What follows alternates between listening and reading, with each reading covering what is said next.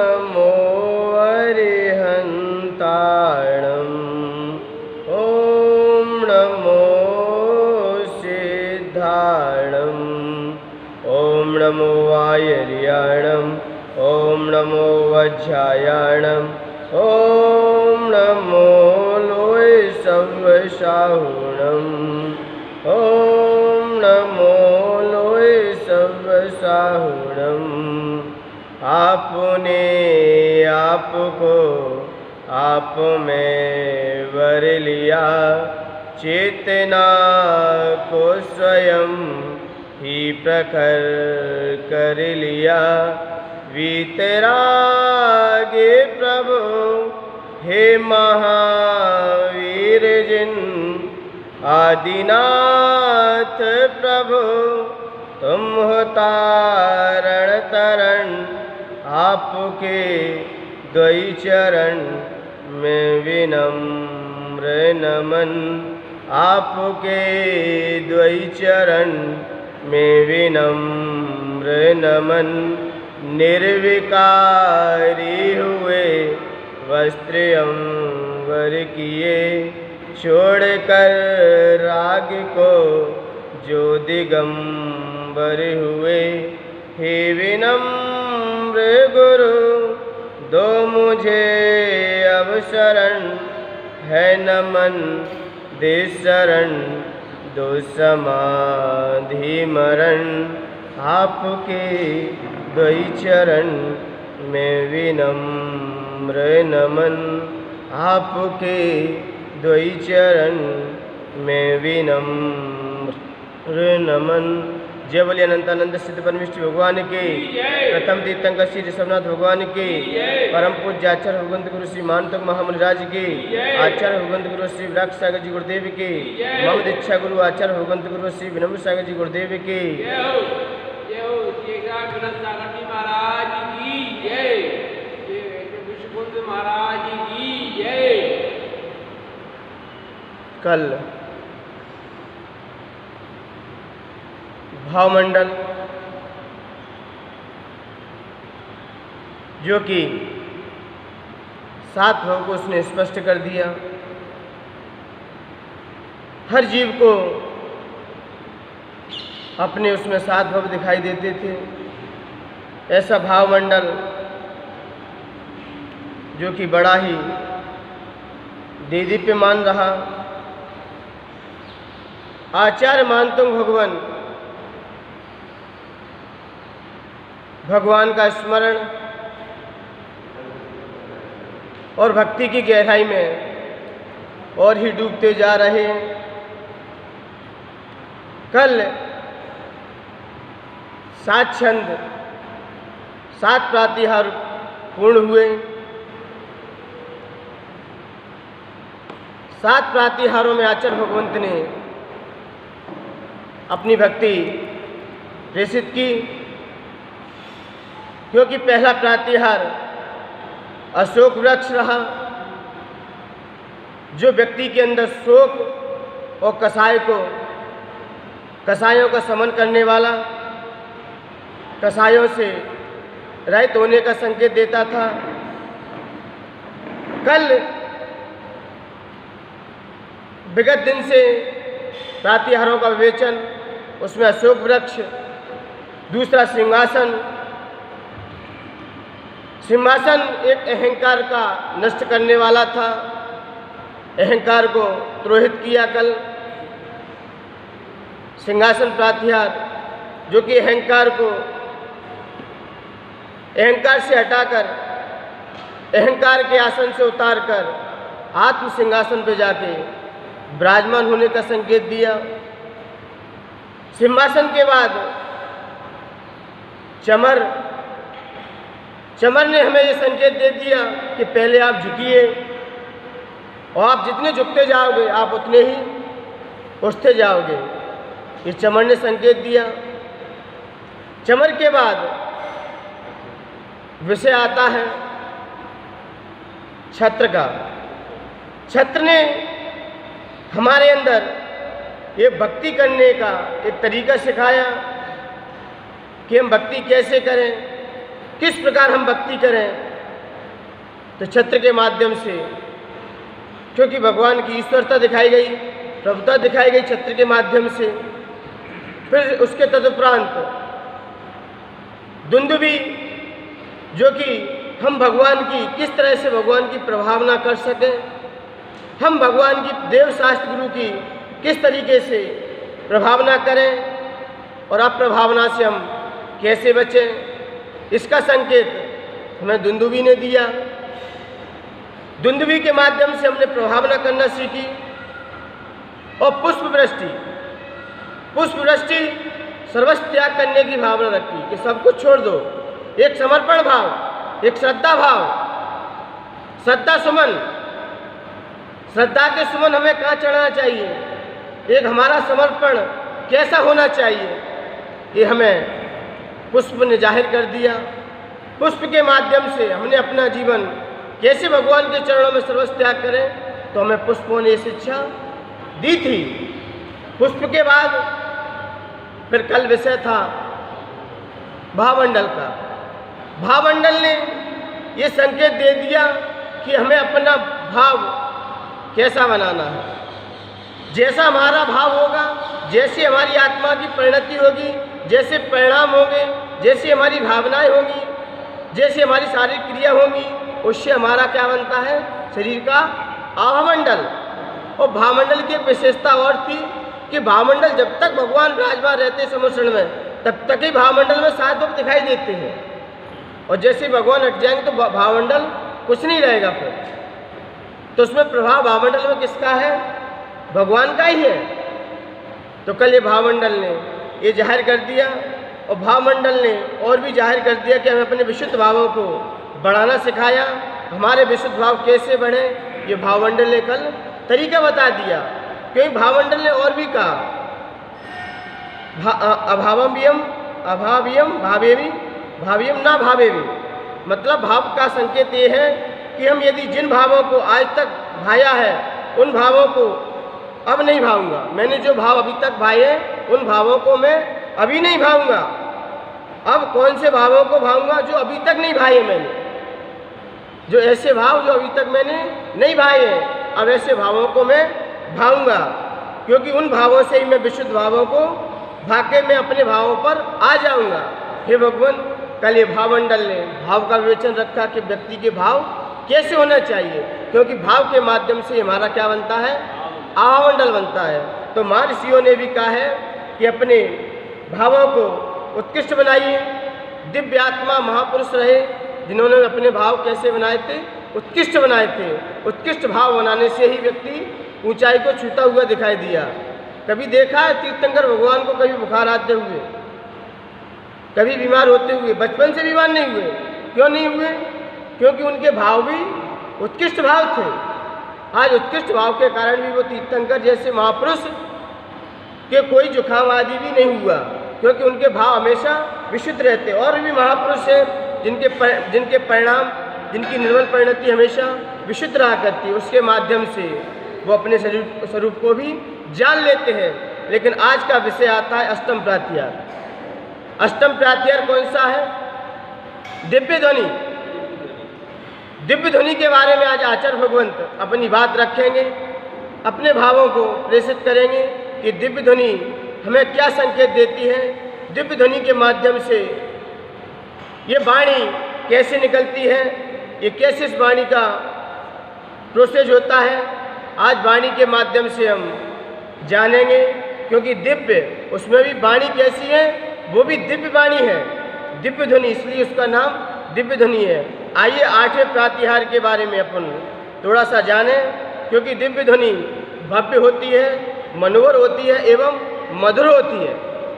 तो उस दिव्य ध्वनि के बारे में आज आचार्य भगवंत अपनी बात रखेंगे। छंद नंबर 35 निकाल लीजिए। इसके तदुपरांत इसके अपन भाव की गहराई को समझेंगे, उसको जानने का प्रयास करेंगे।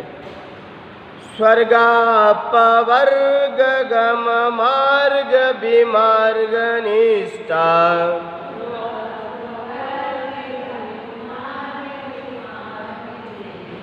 स्वर्गापवर्ग गम मार्ग विमार्ग निष्ठा,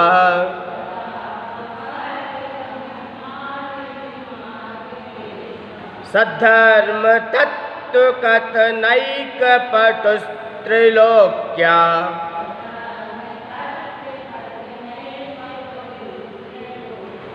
दिव्यध्वनिर्भवति ते विशदार्थ सर्व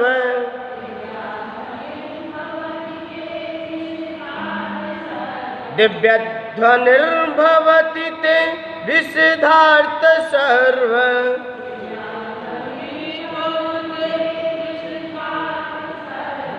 भाषा स्वभाव परिणाम गुणै प्रयोज्य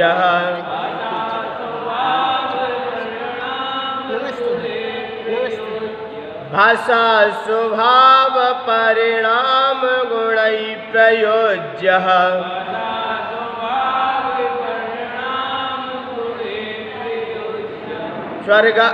स्वर्गापवर्ग गम मार्ग विमार्ग निष्ठः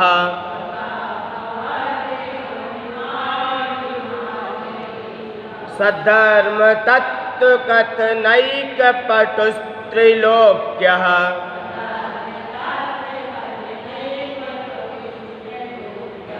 द्रव्य दिव्यध्वनिर्भवति ते विशदार्थ सर्व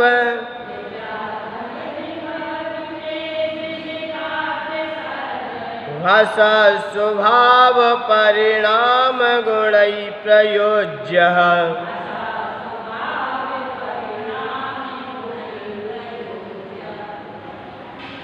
आज 35वां छंद स्वर्गापवर्ग। क्या कह रहे हैं आचार्य मानतुंग? आज दिव्य ध्वनि की स्तुति है। पहले थी दुंदुभी। दुंदुभी का मतलब क्या था? अनाउंसमेंट। क्या था? अनाउंस, जो कि प्रचार प्रसार के काम में था। आज है दिव्य ध्वनि। दिव्य ध्वनि का मतलब है जो भगवान के मुख से निकलने वाली वाणी।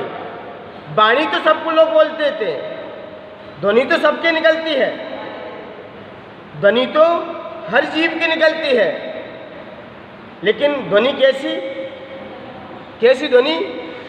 दिव्य ध्वनि। ध्वनि कैसी प्रमोद भैया? दिव्य ध्वनि।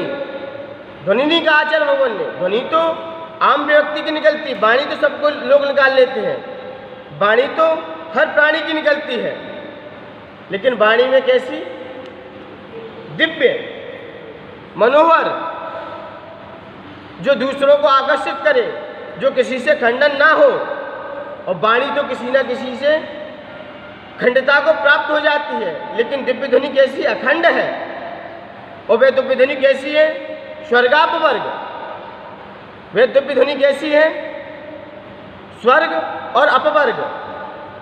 दिव्य ध्वनि कैसी भैया? क्या नाम है? कैसी दिव्य ध्वनि?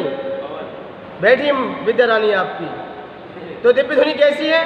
श्रेष्ठ है। दिव्य ध्वनि कैसी है? श्रेष्ठ है, मनोहर है। वो किसी से अखंडता को लिए हुए है, कभी वे खंड नहीं होगी, क्योंकि भगवान की वाणी ऐसी है। तो क्या बता रही है भगवान की वाणी? स्वर्गापवर्ग, यानी कि स्वर्ग और अपवर्ग का भी कथन करने वाली है, मार्ग दिखाने वाली है। स्वर्ग और मोक्ष के मार्ग को अन्वेषण अवश्य दिखाने वाली है या अविशेषण करने वाली है। और त्रैलोक्य क्या कह रहे हैं? सद्धर्म और सत्य धर्म का क्या करने वाली है? कथन करने वाली है। किसका कथन करने वाली है? सत्य धर्म का कथन करने वाली है। तीनों लोगों के प्राणियों को सत्य धर्म का क्या कथन करने वाली है। दिव्य ध्वनि कैसी? पहले स्वर्ग और मोक्ष के मार्ग को दिखाने वाली है, उसका अन्वेषण करने वाली है, और तीन लोगों के प्राणियों को सत्य धर्म का कथन करने वाली है। क्या है? दिव्य ध्वनि भवती ते विशदार्थ सर्व है। ऐसी दिव्य ध्वनि होती है। कैसी? विशदार्थ है, विशारद है। कैसी है प्रमोद भैया? विशारद है, उसकी कोई सीमा नहीं है, वो बड़ी विशाल है। और भाषा स्वभाव, और कई भाषाओं में वो परिणमन करने वाली है। भाषा स्वभाव परिणाम गुणे प्रयोज्य। और कई भाषाओं में क्या कर जाती है, परिमण कर जाती है। दिव्य ध्वनि कैसे निकलती है भगवान की? दिव्य ध्वनि कहाँ से निकलती है भगवान की? मुंह से निकलती, कहाँ से निकलती है? भगवान की वाणी कहाँ से निकलती है? सर्वांग से। मुख से निकलेगी तो फिर तो बुद्धि का प्रयोग करना पड़ेगा। भगवान की वाणी मुख से नहीं निकलती, पूरे सर्वांग से निकलती है, पूरे शरीर से, क्योंकि सर्वांग से ही उनकी दिव्य ध्वनि है। क्योंकि आत्मा के पूरे प्रदेश से वह वाणी खिलती है। और कहीं कहीं प्रमाण आता है कि प्रभु के मुख से निकलती है, और कहीं कहीं प्रमाण मिलता है कि सर्वांग से ध्वनि होती है, कोई अक्षर नहीं होता। भगवान की वाणी किस में निकलती है? कौन सी भाषा में निकलती है?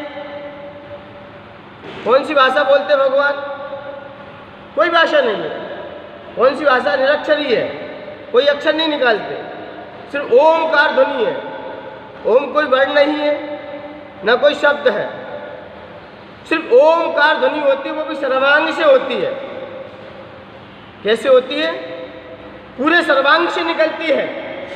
और कितनी भाषाओं में गिरती है? 718 भाषाओं में ये दिव्य ध्वनि गिरती है। कितनी भाषाओं में? 718 भाषा में गिरती है। उसमें 18 महाभाषा होती है और 700 लघु भाषा होती है। कितनी भाषाएं? 718 भाषा, जहाँ में 700 कैसी होती हैं? लघु भाषा। और महाभाषा कितनी है? 18। 18 क्या है? महाभाषाएं हैं। तो ऐसी 718 भाषाओं में ये दिव्य ध्वनि गिरती है। और ये दिव्य ध्वनि जब गिरती है तो 18 महाभाषाएं कौन सी हैं? उसके बाद 700 लघु भाषाएं आपको समझ में आ जाएंगी। महाभाषाएं 18 प्रकार की हैं, जो कि धवला पुस्तक 13 में स्पष्ट कर दिया आचार्य भगवंत ने, बीरसेन स्वामी ने, कि 18 महाभाषाएं हैं। उसमें 3 लाड़ और 3 कुरुक भाषाएं और 3 मराठा यानी गुजर भाषाएं और 3 मालव और 3 गोंड और 3 मागध। इस प्रकार ये 18 भाषाएं महाभाषाएं हैं। 18 महाभाषाएं हैं। और 700 कैसी हैं? लघु भाषा, हिंदी, संस्कृत, प्राकृत, उर्दू, तमिल, कन्नड़, फारसी। ये कैसी भाषाएं हैं? ये लघु भाषाएं हैं। जो आज जो भाषा प्रचलित है, ये कैसी भाषा है? ये लघु भाषाएं हैं। ये भगवान की दिव्य ध्वनि में घिरी। अब आपके जीवन में प्रश्न उठ रहा होगा कि भगवान की सभाएं 12 लगती हैं। कितनी लगती हैं? 12 सभा। कितनी सभा लगती है विद्या रानी? 12 सभा लगती है।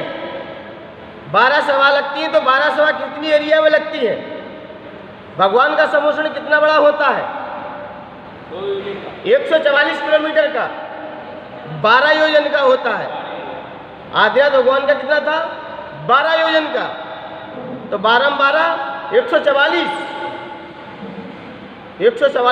किलोमीटर का क्या था? पूरा समोषण था। लेकिन एक योजन में कौन सी भूमि रहती है? कौन सी? श्रीमंडप भूमि, जहाँ पर श्री जी विराजमान होते हैं, जहाँ पर भगवान का आसन होता है, वो श्रीमंडप भूमि 1 योजन की होती है। उस 1 योजन में 12 सभाएं लगती हैं। 12 सभा का मतलब 12 सभाएं लगती हैं। तो 1 योजन में कितने? 12 किलोमीटर। 12 किलोमीटर की क्या होती है? श्रीमंडप भूमि आदिनाथ भगवान की थी। तो वहाँ पर जब 12 सभाएं लगती हैं तो आपके जीवन में प्रश्न उठ रहा होगा कि भगवान की वाणी ओमकार ध्वनि में खिलती है, तो ये सारे जाति के लोग सभी आते हैं उसमें, मनुष्य भी हो, त्रियंच भी हो, देव भी हो, सभी बैठते हैं उस सभा में। सभी प्रकार के देव और सभी प्रकार की देवियाँ, आर्यका माता, मुनि महाराज, श्रावक, त्रियंच, सभी 12 सभा में बैठते हैं। और 1 योजन तक 12 सभाएं लग जाती है, यानी कि कितना? 12 किलोमीटर। अब बताइए, भगवान की वाणी 12 किलोमीटर की रेंज में सबको एक चीज सुनाई देती है। अब आपके जीवन में प्रश्न उठ रहा होगा कि सारे जीव कैसे अपनी अपनी भाषा में समझते होंगे। कैसे कैसे अलग अलग भाषा में कैसे समझते हैं, बताओ कैसे समझेंगे? क्योंकि वहाँ पर जैसे ही वाणी निकलती है तो गौतम के मुख आती है और गौतम उसे देव लगे रहते हैं वहाँ पर। तो जैसे ही वाणी खिली तो वैसे ही देव के गौतम स्वामी के पास गई। कोई भी गर्दन मुख्य बैठे हो, विश्वसेन थे आदिनाथ भगवान के और भगवान महावीर स्वामी के गौतम गर्दन थे मुख्य, क्योंकि वाणी कब नहीं खिलती? गौतम गर्दन के अभाव में वाणी नहीं खिलती। आप लोगों के जीवन में प्रश्न उठ रहा होगा कि आदिनाथ भगवान के समोषण में तो गर्दन थे ही नहीं। जब भगवान आदिनाथ भगवान की वाणी खिली तो गर्दन का अभाव था, तब भी वाणी खिल गई थी। लेकिन खिल गई थी तो वाणी खिलते ही वृषभसेन ने तत्काल दीक्षा को अंगीकार करके और उनके प्रथम गर्दन बन गए थे। आदिनाथ भगवान की जब वाणी खिली, वाणी तो खिली लेकिन बिखेरी किसने? वृषभसेन ने। गर्दन के अभाव में वाणी, ऐसा उल्लेख मिलता है कि आदिनाथ भगवान की जब वाणी खिली तो जैसे ही वाणी खिली तो वृषभसेन ने तत्काल ही दीक्षा लेके उस वाणी को बिखेर दिया। खिल तो गई वाणी लेकिन बिखेरी किसने? गर्दन ने, क्योंकि गर्दन के अभाव में कोई उस वाणी को नहीं समझ पाता। तो जैसे ही गर्दन ने वाणी को बिखेरा तो मागध देश की जो मागध नाम जाति के जो देव होते हैं उनका अच्छा होता है। वो सभी जीव को जिस भाषा में समझना हो उस भाषा में वो जीव समझ लेता है। ये कौन करते हैं? मागध जाति की जो देव होते हैं उनका यही काम रहता है समोषण में कि वाणी को सभी भाषाओं में कन्वर्ट करना, सभी भाषाओं में उसे रिले करना, उसे कन्वर्ट करना, ताकि सारे जीव उस भाषा को समझ लें। क्योंकि वहाँ से तो एक ही भाषा में निकलती है। जैसे आपने पानी देखा है ना, पानी जब पानी बरसता है, भैया मौसी तो नहीं आ रही, पानी जब बरसता है ना, जब पानी बरसता है तो नीम में जाएगा पानी, कैसा हो जाएगा? नीम की जड़ में पानी जाएगा तो पानी का उपयोग किस रूप में हो जाएगा? पानी कैसा परिवर्तित हो जाएगा? कड़वा हो जाएगा। और आम के में जाए तो खट्टा मीठा होगा, और नींबू के में जाए तो खट्टा होगा, आंवले के में जाए तो कशैला होगा, मिर्ची के पेड़ में जाए तो पानी कैसा होगा? चटपटा। और स्वाति नक्षत्र में जब पानी बरसता है तो शिव के मोती में शिव जब पानी को लेता है तो क्या बन जाता है? मोती बन जाता है। और केले के पत्ते पे गिरता है तो पानी, स्वाति नक्षत्र में तो पानी क्या हो जाता है? वही कपूर बन जाता है। और सांप के मुंह में कोई पानी चला जाए तो क्या हो जाता है? जहर बन जाता है। अब बताइए, पानी वही है, पानी तो वही है, लेकिन ये अलग अलग क्यों हो गए? क्योंकि जिसके पास जैसा गया वैसा ही हो जाता है। ऐसी ही भगवान की वाणी जब गिरती है, जब झरती है, जब वहाँ से खिलती है तो एक ही रूप में गिरती है, लेकिन ये कन्वर्ट क्यों हो जाती है, डिवाइडर क्यों हो जाती है? क्योंकि मागध जाति देव, जो मागध नाम जाति की जो देव है, उनका यही काम है कि सारी भाषाओं को अलग अलग दिशाओं में बांट देना। आपने संसद भवन गए होंगे, संसद भवन में गए होंगे तो वहाँ पर कई प्रकार के कई प्रांतों के सांसद आते हैं, कई प्रांतों के सांसद अपनी सभा में बैठते हैं। आप संसद भवन में गए होंगे तो देखा होगा वहाँ पर नियम है, नियम नहीं वहाँ पर तो बने हुए हैं, क्योंकि भाषा एक बोली जाती है लेकिन सभी सांसदों को अपनी अपनी भाषा में समझ में आ जाती है। कोई कन्नड़ का सांसद हो तो उसे कन्नड़ भाषा उसे सुनाई देगी, जो व्यक्ति इंग्लिश जानता हो तो उसे इंग्लिश सुनाई देगी। भाषा कन्नड़ बोली जाएगी, भाषा कोई भी बोली जाए, लेकिन जैसे सांसद कोई भाषा बोलता है तो जिसको इंग्लिश में समझना है वो इंग्लिश में समझ लेता है, और जिसको हिंदी में समझना है वो हिंदी में समझ लेता है। बस अपने कान में क्या लगाता है, वो एक लगाने को दे देते कि आपको भाषा, आप जिस भाषा में समझना चाहो उस भाषा में आपको ये भाषा समझ में आ जाएगी।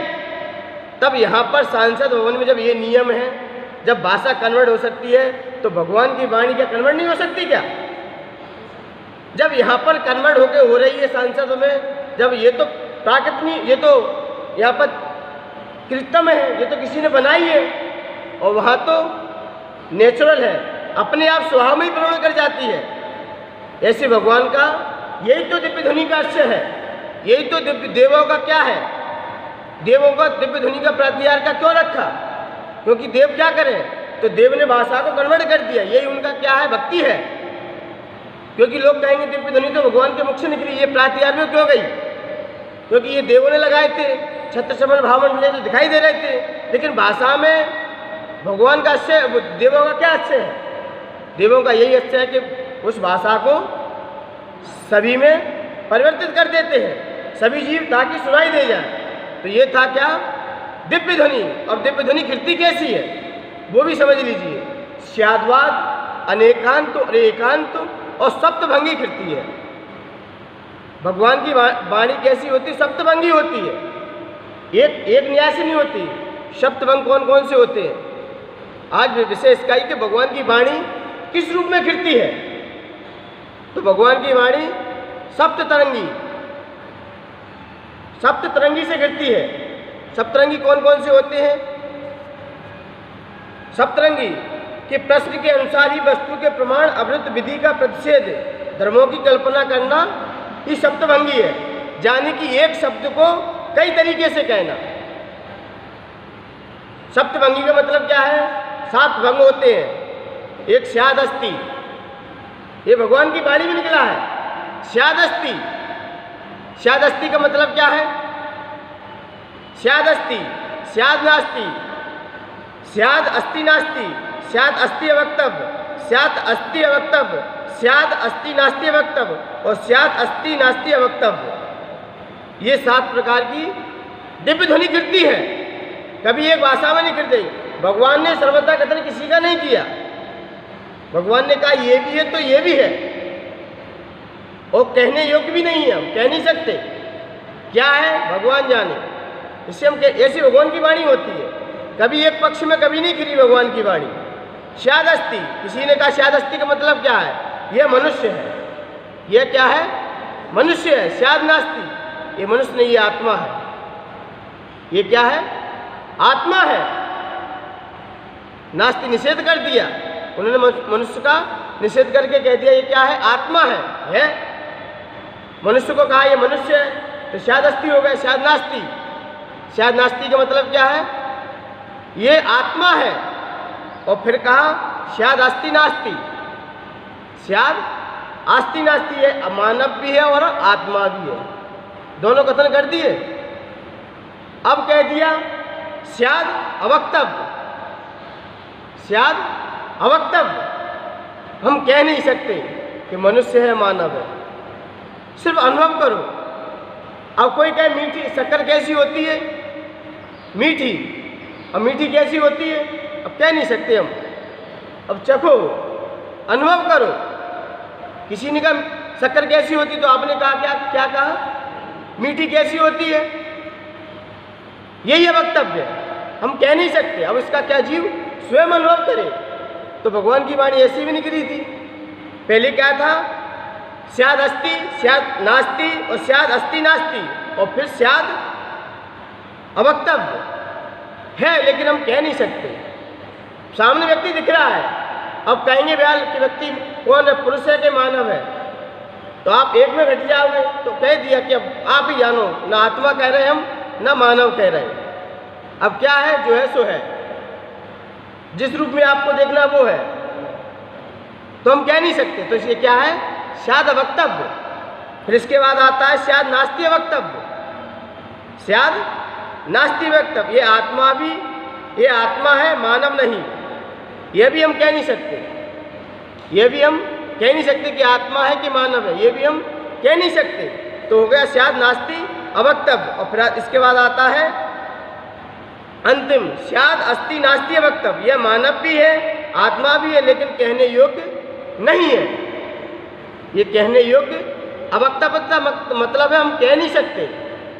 और स्याद का मतलब है वस्तु है, उसका कथन करना, किसी भी चीज़ के बारे में कथन करना, स्याद है। नास्ति का मतलब है ऐसा नहीं, ऐसा भी है।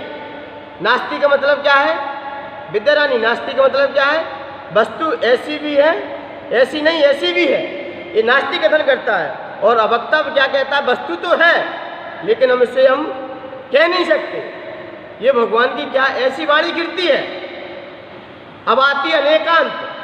अनेकांत में वाणी होती है। अनेकांत का मतलब क्या होता है? अनेक, एक वस्तु के कई अर्थ हो, एक वस्तु के कई अर्थ हो। विद्या रानी, आप बहनों के माँ हो, आप बहनों के माँ हो, माँ हो, बहन नहीं हो, पत्नी नहीं हो, भाभी नहीं हो किसी की। यही अनेकांत है। एक वस्तु में कई प्रकार के कथन करना क्या है? अनेकांत। क्या आटे से रोटी बनती है कि पूड़ी बनती है? क्या हलवा बनता है कि नहीं बनता है? आटे से क्या नहीं बन सकता? जितना हमारे अंदर ज्ञान होगा, बुद्धि होगी, उतना हम चीज बना जाएंगे। तो एक वस्तु को कई पहलुओं से देखना, यही अनेकांत है। ये क्या है? अनेकांत है। और एक वस्तु को एक तरीके से देखना, ये क्या है? यही एकांत है। आप पितई हो, जहाँ ही लग जाए वो एकांत सिद्ध कर देता है, और जहाँ भी लग जाए वो अनेकांत को दर्शा देता है। आप पिता भी हो तो भी लग गया, तो पिता भी हो तो पुत्र भी हो, किसी के पुत्र भी हो, आप किसी के भाई भी हो, भी लगा दिया और ही लग गया तो यही एकांत हो जाएगा। तो आचार्य भगवंत ने ही लगाने के पहले हमें कुछ लगाना पड़ता है। जैसे मैंने कहा, ये छोटू के पिता ही है, ये पीयूष के पिता है, तो सही है, क्योंकि हमने पीयूष पहले लगा दिया। पुत्र की अपेक्षा से आप क्या हो? पिता ही हो। अब यहाँ पर तर्क नहीं होगा, ये एकांत हो गया, क्योंकि कैटेगरी पहले लग चुकी है। कैटेगरी दशरथ राम के पिता ही है, तो ये राम पहले लगा दिया तो सिद्ध है। अब दशरथ पिता भी है तो ठीक है, पिता भी है तो किसी के पुत्र भी है। तो जहाँ पर एक कथन किया जाए एकांत है, और जहाँ पर एक वस्तु में कई पहलुओं से देखा जाए वो क्या है? वो क्या है? अनेकांत। और शाद्वाद, ये शाद्वाद, भगवान की वाणी शाद्वाद में भी थी। विद्या रानी, भगवान की वाणी शाद्वाद में थी। शाद्वाद का मतलब क्या होता है? कथन करने की पद्धति।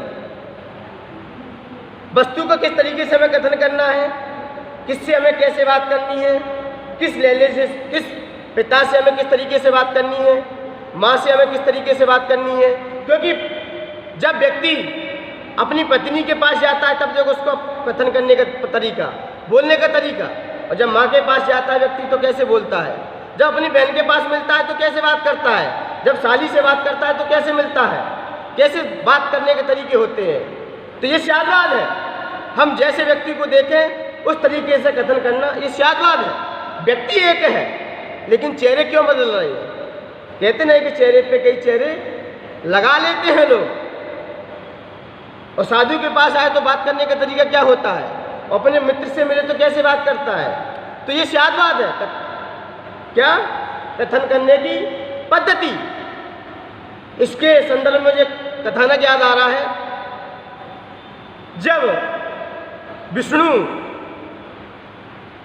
जब लक्ष्मी और शनि का विरोधाभास आपस में खड़ा हो गया, उन्होंने कहा कि दुनिया में सबसे लोग मुझे ज़्यादा चाहते हैं, मुझसे ज़्यादा प्रेम करते हैं, मुझे ज़्यादा पसंद करते हैं, मुझे ज़्यादा चाहते हैं लोग, मुझे अच्छा समझते हैं, मुझे श्रेष्ठ समझते हैं। शनि बोल रहा है। तो लक्ष्मी बोली, नहीं, मुझे भी लोग चाहते हैं, मुझे भी लोग बहुत चाहते हैं। क्योंकि शनि और लक्ष्मी का वैसे ही विरोधाभास है, वैसे ही आपस में, क्योंकि जहाँ शनि है वहाँ लक्ष्मी नहीं है, और जहाँ लक्ष्मी है वहाँ, तो दोनों आपस में बहस होने लगी।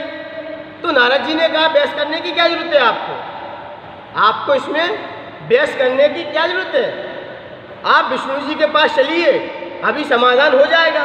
क्योंकि विष्णु तो दिमाग के वैसे ही हैं, बहुत जल्दी तत्काल समाधान करते हैं। तो कौन कौन पहुंचा? नारद जी ने कहा, ये 2 कैंडिडेट आए हैं, ये 2 आपके जिज्ञासु हैं, आपसे कुछ प्रश्न पूछना चाहते हैं। बोले जल्दी निपटाओ और नीचे भेजो जल्दी, यहाँ ये कोई काम के नहीं, यहाँ रहेंगे तो बिजली खाद फैलाएंगे यहाँ पर, क्योंकि स्वर्ग में रहेंगे तो ये संकट ही पैदा करते रहेंगे, इनको जल्दी ले जाओ। बोले इनके जिज्ञासा है। बोले क्या जिज्ञासा है? बोले शनि कह रहा है कि मैं श्रेष्ठ हूँ, लोग मुझे ज़्यादा अच्छा समझते हैं, अच्छा चाहते हैं। लक्ष्मी कह रही कि मुझे चाहते हैं, लोग मुझे अच्छा पसंद ज़्यादा करते हैं। तो आप इसका समाधान कीजिए कि अच्छा कौन है। तो विष्णु ने कहा कि लक्ष्मी और शनि, ये मंदिर है ना, मंदिर की क्या दे के आइए, परिक्रमा लगा के आइए, मंदिर की परिक्रमा लगा के आइए, मैं अभी समाधान कर दूंगा। तो जैसे ही शनि पहले गए आगे, शनि जैसे ही आगे गया तो उधर की राह से आना हुआ उसका। शनि पहले पहुंचा और लक्ष्मी बाद में गई थी। तो नहीं, लक्ष्मी पहले गई थी और शनि बाद में गए थे, क्योंकि लक्ष्मी को पहले रवाना कर दी कि आप आगे जाओ। तो लक्ष्मी जब गई थी आगे और शनि पीछे जा रहे थे, तो विष्णु ने कहा दोनों ही श्रेष्ठ हैं, दोनों ही श्रेष्ठ हैं, कोई कम नहीं है किसी से, दोनों ही श्रेष्ठ हैं। जब लक्ष्मी हमारी तरफ आ रही थी तब श्रेष्ठ थी, और जब शनि जा रहा था तब श्रेष्ठ है। शनि जब यहाँ से जा रहे थे तब श्रेष्ठ लग रहे थे, और लक्ष्मी आ रही थी तब श्रेष्ठ है। मतलब घर से शनि चला जाए तो श्रेष्ठ है, और घर में लक्ष्मी आ जाए तो श्रेष्ठ है। तो विष्णु ने दोनों का समाधान कर दिया, और दोनों खुश रहे कि लक्ष्मी का आना श्रेष्ठ है और शनि का जाना श्रेष्ठ है।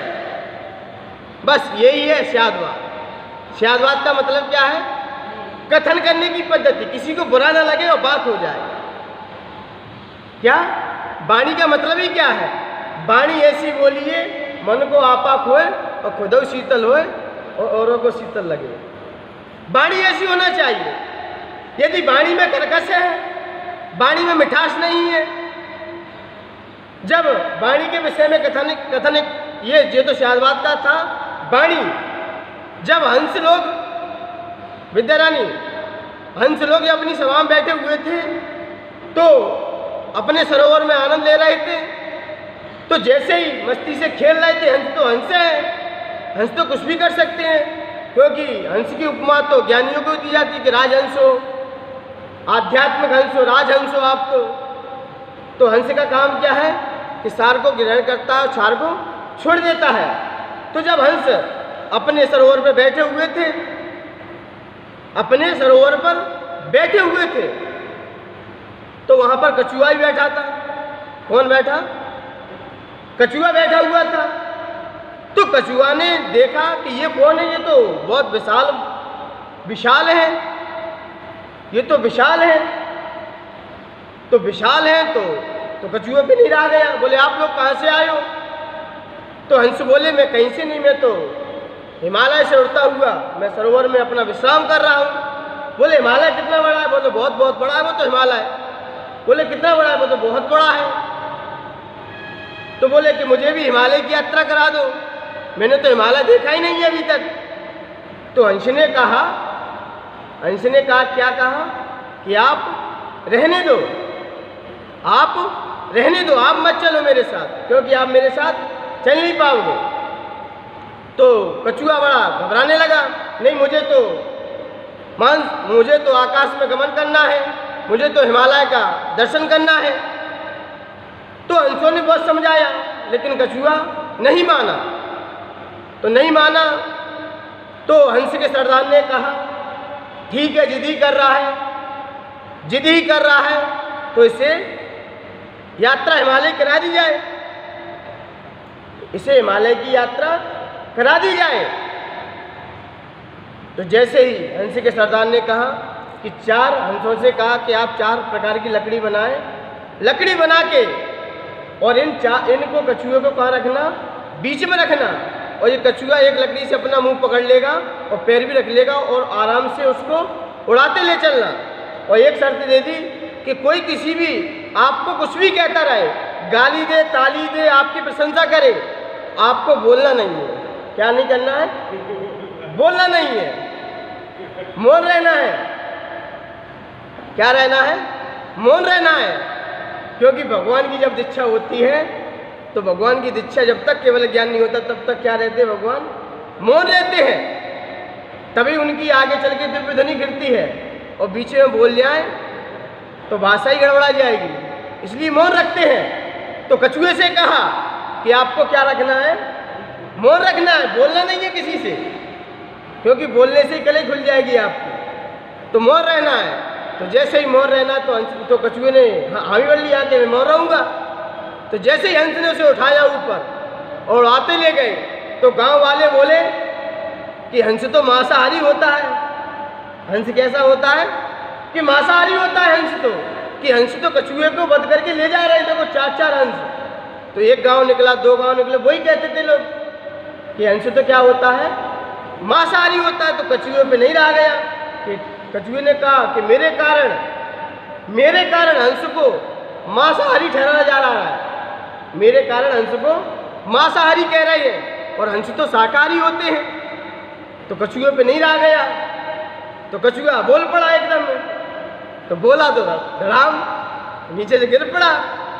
तो हंस का सरदार आया और नीचे गिरा, तो लोगों ने से कुचल दिया बेचारे को, वो लोग उस पर दाब दिया बेचारे उस कछुए को। तो कछुए के तो अधमरा हो गया।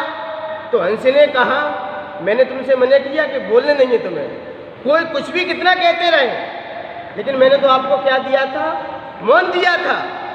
आप मौन रहते तो आप हिमालय की यात्रा अच्छे से हो जाती, और बोल पड़े तो क्या हुआ आपका? लोगों ने आपको जमीन पे पटक के कुचल दिया। तो मान्यवर, ज़्यादा बोलने वाले, बोलने से क्या होता है? बड़े लोग कहें कि मौन रहो, मौन रहता, यदि कछुआ मौन रहता तो आकाश की यात्रा अच्छे से कर लेता, लेकिन बोल पड़ा बीच में, तो क्या हुई इसकी? क्या हुई इसकी?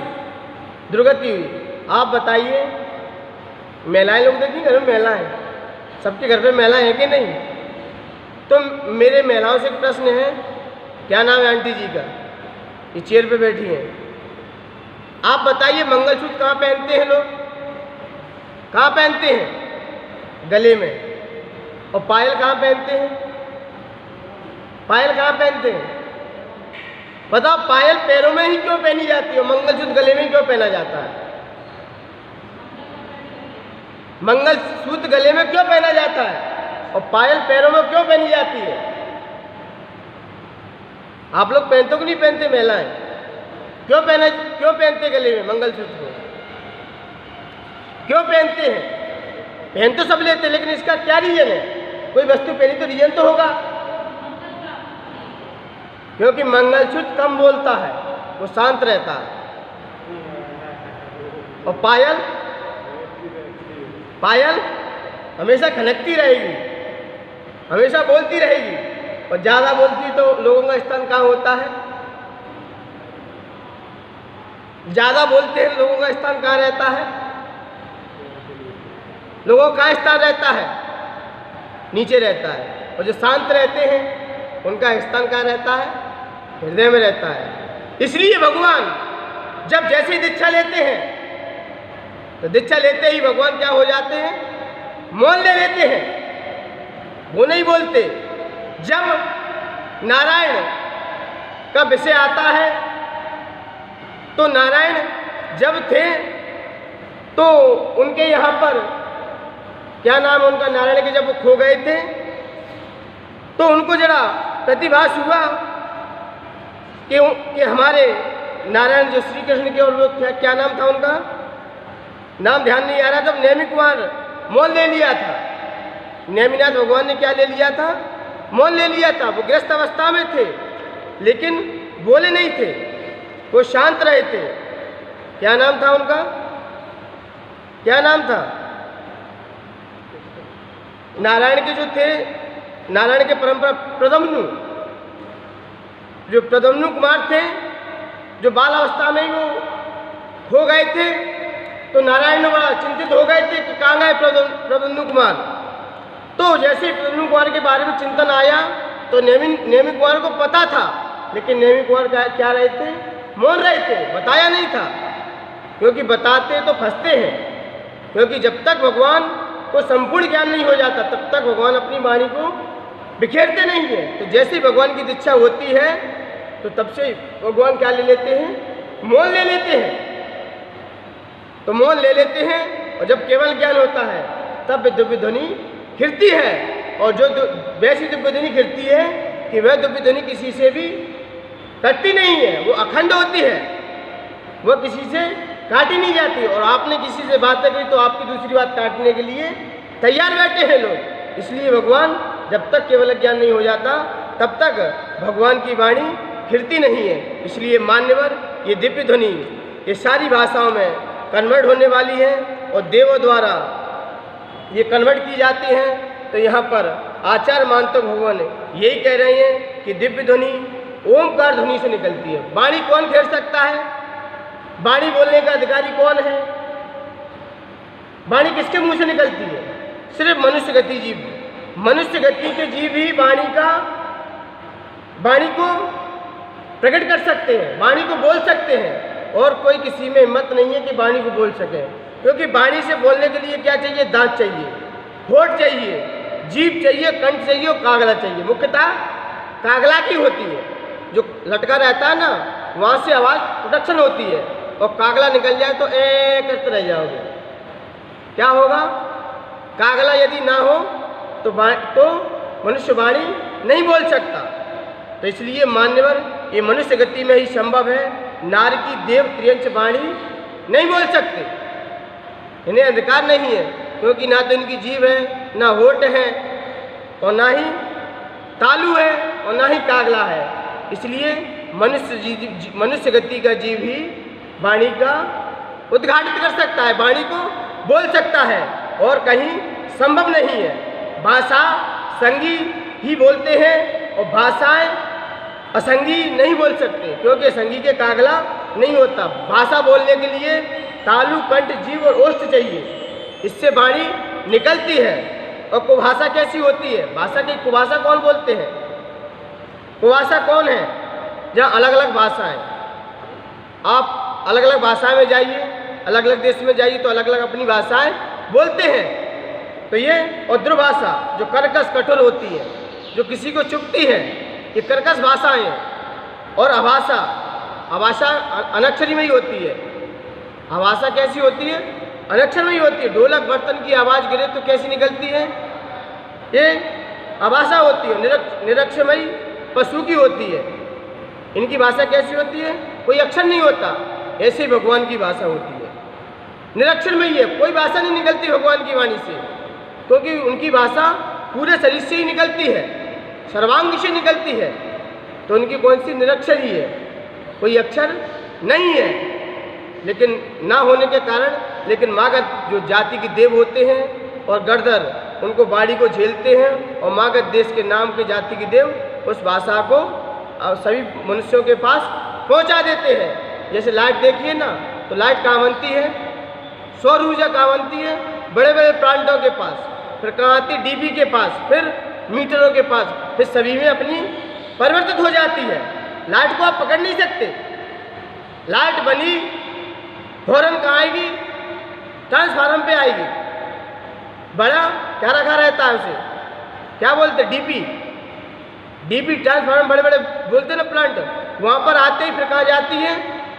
बड़ी लाइन पे। बड़ी लाइन छोटी लाइन पे डिवाइडर कर देती तुरंत। ये नहीं कि समय भेद होता हो, तुरंत होता है काम, तुरंत मीटर पे आती है। और मीटर सारे पंखे, कूलर, फ्रिज हवा में सब में घुमा देते उसको। कोई ठंडा है तो कोई गर्म है। लेकिन लाइट कैसी है?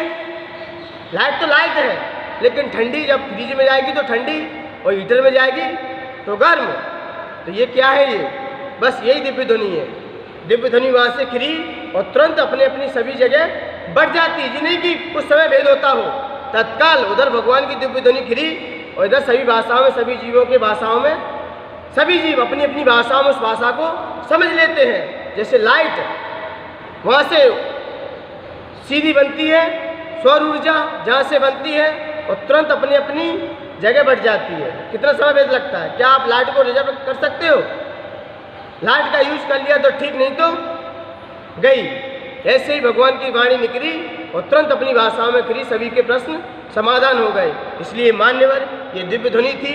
अब जानते इसके फल को। इसका फल क्या है इति भीति निवारक। क्या है इसका फल? इति भीति निवारक। इति का मतलब क्या होता है? ये बीमारी जिस उम्र में हो उस उम्र में मर जाए, ये हमारी बीमारी महाबीमारी कही जाती है, जी अभी चल रही है, हम उम्र से पहले ही मर जाए, इति। और भीति का मतलब है भूकंप आदि आ जाना एकदम। अटेंड्रम ये क्या है? भीति। उसका क्या करने वाला है? निवारण करने वाला है कि कोई भूकंप ना आए हमारे देश पर, ना हमारे राज्य पर, ना हमारे घर में, भूकंप आदि से बचे। और दूसरी कोई महाबीमारी आदि हमारे देश और राज्य में और घर में ना फैले, उसका क्या करने वाला है? निवारण करने वाला है। ये छंद का फल क्या है? जब हम भगवान की दिव्य ध्वनि का कथन, जब इसको भावात्मक पढ़ेंगे इस छंद को, तो इस छंद का भाव क्या निकल के आ जाएगा कि हमारे अंदर कोई ऐसी बीमारी नहीं होगी, ना हमारे अंदर होगी, ना हमारे देश, ना हमारे राष्ट्र, ना हमारे राज्य, और ना हमारे नगर, और ना हमारे पारिवारिक में ये ऐसी बीमारी ना होगी। उसको क्या करने वाला है? रोकने वाला है। जब भोपाल में गैस कांड हुआ तो कितने लोग मारे गए? ये क्या था? ये भीति थी, एकदम घट गई घटना। और ये कोरोना आदि ये बीमारी चल रही है, इति है, एकदम आ गई है। उम्र से पहले ही व्यक्ति चला जाए तो ये इति है। उसका क्या करने वाला है? रोकने वाला है। ये छंद क्या है? ऐसी बीमारियों को, ऐसी अकस्मात जो घटनाओं को क्या है? रोकने वाला है। अब इसकी जाप क्या है? जाप को भी देखते हैं। ओम, इसकी जाप है ओम ह्रीम रम नमो जल्लो सही पत्ताड़म। ओम ह्रीम रम नमो जल्लो सही पत्ताड़म। जल्लो सही पत्ताड़म, जल्लो सही का मतलब क्या है? उनके शरीर से जो पसीना आता है ना, वो भी क्या बन जाता है? वो भी क्या बन जाता है? औषधि बन जाता है। क्या बन जाता है? उनके शरीर से आने वाला पसीना भी क्या बन जाता है? औषधि बन जाता है। अरे जिस जल से हाथ लगाते हैं वह जल भी क्या बन जाता है? औषधि बन जाता है। जब वर्तरी शुभचंद्र के कथन पढ़ते हैं तो शुभचंद्राचार्य वे अपने बीच जो जमीन पर खड़े हो गए, उन्होंने जमीन की मिट्टी में पैर रखा, और पैर रखा तो जमीन की मिट्टी उनके शरीर से टच हो गई थी। उस मिट्टी को उठाया और पत्थर पर डाल दिया। वो पत्थर क्या हो गया? स्वर्णिम हो गया, सोने से युक्त हो गया। तो ये तो मुनिराज की बात है, शुभचंद्राचार्य की बात है। ये तो रीतिधारी महामुनिराज है जो कि विदेश क्षेत्र में विराजमान है, वो उसी भाव से मोक्ष जाएंगे। ये शिव मुनिराज जिनके शरीर से जो पसीना निकलता है, उस पसीने से कई व्यक्ति के रोग भी शमन हो जाते हैं। आपने देखा होगा किसी किसी का पसीना कितना सुगंधित होता है। किसी के पास आप खड़े हो जाओ तो उसके शरीर से क्या आती है? खुशबू आती है। आती कि नहीं आती? और किसी दूसरे व्यक्ति के पास खड़े जाओ तो किसी व्यक्ति से क्या आती है? बदबू आती है। आती कि नहीं आती? किसी का पसीना लग जाए तो रोग हो जाता है लोगों को। किसी का पसीना टच हो जाए तो क्या हो जाता है? रोग हो जाता है। क्यों हो गया रोग? क्योंकि मुनिराज के परिणाम विशुद्ध होते हैं। वो हमेशा कल्याण की भावना रखते हैं। उनके शरीर से जो पसीना निकलता है वो भी दूसरों के रोगों को क्या कर देता है? नष्ट कर देता है। क्योंकि उनके परिणाम कैसे होते हैं? विशुद्ध होते हैं। क्यों होते हैं विशुद्ध? क्योंकि जैसे भगवान ने कहा है, जैसे भगवान ने अपने जीवन में अपनी चर्या का पालन किया है, वही चर्या का पालन ऐसे मुनिराज करते हैं। वही रास्ते पे चलते हैं, और जिस रास्ते पे भगवान चलते हैं उसी रास्ते पे मुनिराज चलते हैं। तो उनका शरीर भी सुगंधित हो जाता है। उनके शरीर से जो भी चीज़ निकलती है सब औषधि का काम करती है। आप विचार कीजिए, भगवान को बचपन से कैसा शरीर था? सुगंधित था। उनके शरीर से कभी बदबू ही नहीं देखी किसी ने। उनके शरीर से क्या निकलती थी? सुगंधता निकलती थी। वैसे उनके पथ पर चलने वाले क्या सुगंधित नहीं हो सकते? उनके रास्ते पे चलने वाले क्या सुगंधित नहीं हो सकते? हो सकते हैं, क्योंकि जैसा पथ आपका है वैसा ही पथ हमारा है, जिस पथ पर आप चले हो। तो इसलिए मान्यवर ये छंद, इस छंद की जाप है ओम ह्रीम रमण जल्लोसी पत्तणम। ऐसे मुनिराज जो विदेश क्षेत्र में विराजमान है, जिनके शरीर से पसीना भी औषधि का काम करता है, ऐसे मुनिराज को मेरा मन से, वचन से, काय से बारंबार प्रणाम हो, प्रणाम हो। ऐसे मुनिराज जो विदेश क्षेत्र में विराजमान है। इसलिए मान्यवर आज अपन ने ये छंद के बारे में जाना, ये छंद को समझा। ये भाषाएं 718 700 भगवान की वाणी कितनी भाषा में गिरती है?